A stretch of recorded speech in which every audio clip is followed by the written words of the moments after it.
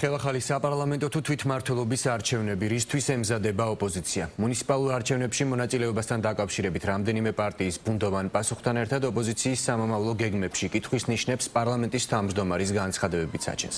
შალვა პაპუაშვილი მეორე დღეა ამტკიცებს, რომ როგორც ლელო, ასევე გახარია საქართველოსთვის თვითმმართველობის არჩევნებისთვის აქტიურად ემზადებიან, ამომრჩეველს კი საპირისპიროს უმტკიცებენ.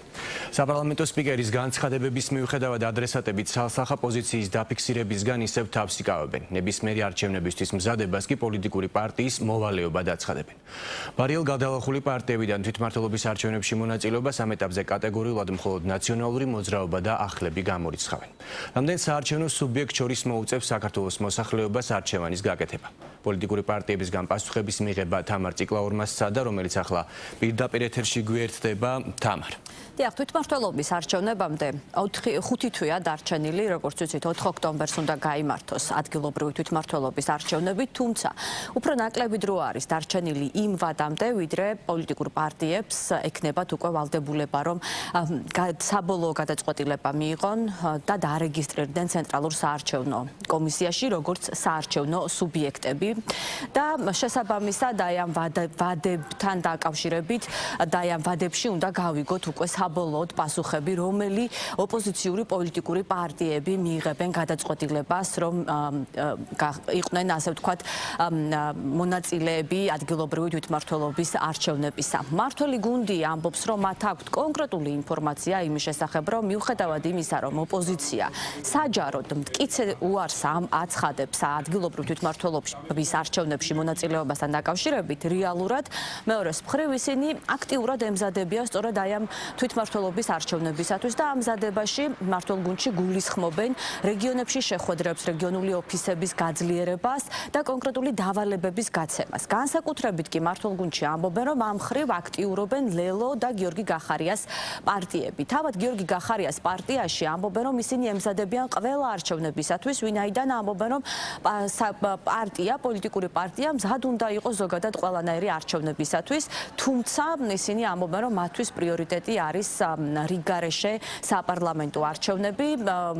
ლელოში კი ამბობენ, რომ დღის წესრიგში ზოგადად მათი მსჯელობისა არ დგას ადგილობრივ თვითმმართველობის არჩევნებზე საუბარი და ძირითადად მათი, ასე ვთქვათ, სამიზნე და მათი მიზანი არის რიგგარეშე არჩევნებისათვის მზადება, თუმცა რაც შეეხება რეგიონებში სამზადის, შეგვიძლია ვთქვათ, რომ აი სამზადისზე მუშაობას არ უარყოფენ ამ პარტიებში, ვინაიდან ამბობენ, რომ ეს არის პარტიების ზოგადად ცხოვრების მთავარი სტილი, ვინაიდან სად უნდა იყვნენ ყველაფრისათვის და ზოგადად პოლიტიკური ცხოვრება მოითხოვს მსგავს საქმიანობას.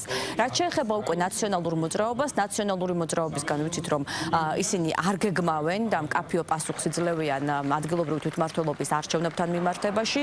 მათთვის პრიორიტეტი არის სწორედ რიგგარეშე საპარლამენტო არჩევნების ჩანიშვნის საკითხი და ირწმუნებიან, რომ ეს არჩევნები მალე ჩაინიშნება, სწორედ ამიტომ ამბობენ, რომ ოპოზიცია უნდა იყოს ამისთვის მზად. გენერალური არჩევნები, რომლისთვისაც უნდა მოემზადოს ყველა, მომემზადებით და მემზადებით ჩვენც, ეს არის ახალი თავისუფალი დემოკრატიული საპარლამენტო არჩევნები. ოპოზიციის უდიდესი ნაწილი დემოკრატიული ძალები აუცილებლად შევჯერდებით საერთო სტრატეგიაზე. არ გულისხმობ იმ შესაძლო წევრებს, რომლებმაც ახლაც უკვე გარკვეული განცხადებები გააკეთეს იმასთან დაკავშირებით, რომ ყოველგვარი საკანონმდებლო ცვლილებების გარეშე აპირებენ არჩევნებში შესვლას. ნებისმიერ არჩევნებში, რომელიც იქნება მეტნაკლებად თანასწორი, მეტნაკლებად სამართლიანი, ქართული ოცნება დამარცხდება სასტიკი ანგარიში. ეს არის ჩვენი მთავარი ამოცანა, თავისუფლების მოედნის არის პოლიტპატიმრების გათავისუფლება ახალი საპარლამენტო არჩევნების მიღწევა. ეს არის ნომერ პირველი პრიორიტეტი ჩვენთვის.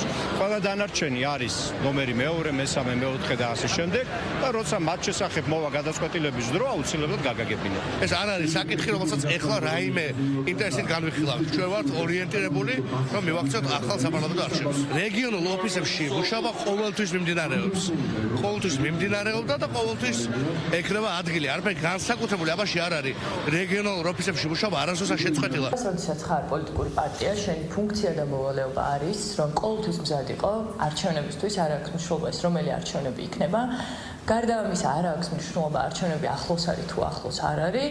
პოლიტიკური პარტიები ვალდებული არიან, რომ იყო ყოველთვის მზად და მოემზადონ ამისთვის. ჩვენ არც არასდროს დაგვიმალავს, რომ ყოველთვის ვიქნებით ფორმაში და ყოველთვის ვიქნებით მზად ნებისმიერი მომდევნო არჩევნებისთვის. სასაცილოა ხა რო თავის ამომრჩევლებს რომ თვალში ნაცავს აყრიან და თავის მოაქვთ რევოლუციონერებად ამ ადამიანებს და ამ დროს დაწყებული აქვთ ორგანიზება და მომზადება არჩევნებისთვის. პატარა ქვეყანა არის და ყველა ამას ხო ხედავთ.